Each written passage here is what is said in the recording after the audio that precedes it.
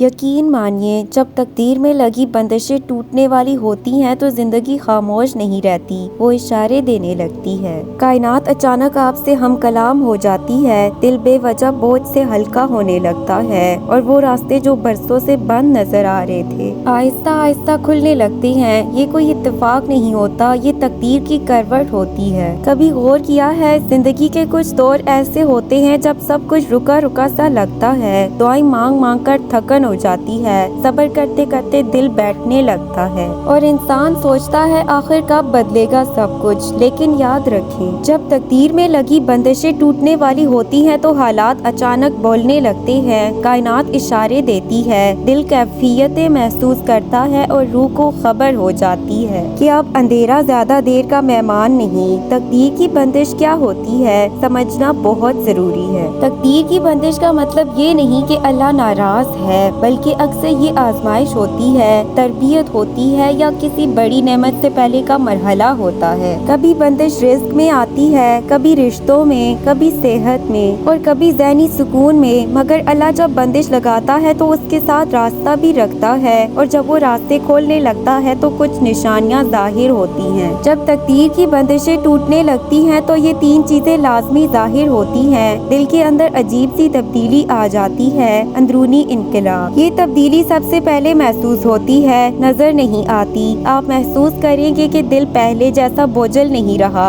اکیلے بیٹھنا اچھا لگنے لگتا ہے۔ خاموشی تکلیف نہیں دیتی بلکہ سکون دیتی ہے۔ وہ انسان جو ہر وقت بے چین رہتا تھا اب بغیر وجہ کے مطمئن ہونے لگتا ہے۔ یہ اس لیے ہوتا ہے کیونکہ اللہ بندش ٹوٹنے سے پہلے دل کو مضبوط کرتا ہے، کیونکہ جو نعمت آنے والی ہوتی ہے اس کے لیے دل کا تیار ہونا ضروری ہے۔ رکے ہوئے کام اچانک حرکت میں آ جاتے ہیں، یہ سب سے واضح نشانی ہوتی ہے۔ جو کام مہینوں سے اٹکا ہوتا ہے اس میں اچانک پیش رفت ہو جاتی ہے۔ جو دروازے بند نظر آتے تھے ان پر ہلکی سی دراڑ پڑ جاتی ہے۔ کوئی شخص، کوئی موقع یا کوئی بات امید کی شکل اختیار کر لیتی ہے۔ یہ سب اتفاق نہیں ہوتا، اللہ جب کن کہتا ہے تو اسباب خود بخود جڑنے لگتے ہیں اور انسان حیران رہ جاتا ہے کہ یہ سب اچانک کیسے بدل گیا۔ اللہ تعالیٰ سے تعلق گہرا ہو جاتا ہے، یہ سب سے بڑی نشانی ہوتی ہے۔ جب تقدیر بدلنے والی ہوتی ہے تو دعا کرتے ہوئے آنسو خود بخود آ جاتے ہیں، نماز بوجھ نہیں لگتی،